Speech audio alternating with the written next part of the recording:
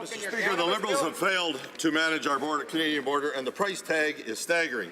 By the end of next year, the Liberals will have spent $1.1 billion of taxpayers' money to deal with illegal border crossers, and that doesn't include any provincial money, Mr. Speaker. So why is the Prime Minister spending more money on illegal border crossers than on getting our homeless veterans off the streets? Honourable Minister of Border Security. Again, thank you, Mr. Speaker. Mr. Speaker, for all the rhetoric and hysteria that is now emerging about irregular migration, it's important to understand who these people are. Mr. Speaker, for example, nearly 40% of the people who have presented themselves at our border seeking asylum are children.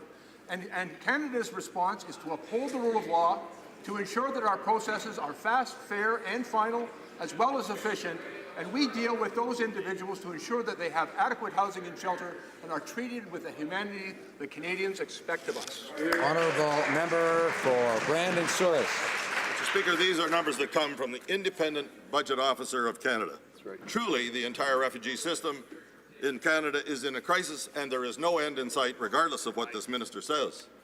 If $1.1 billion and a 6-year wait time, if it's working so well, you got a 6-year wait time, isn't enough to close the loophole, what number would it take before the Prime Minister realizes the Liberals have to do something to stop this crisis?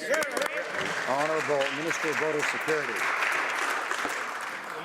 Mr.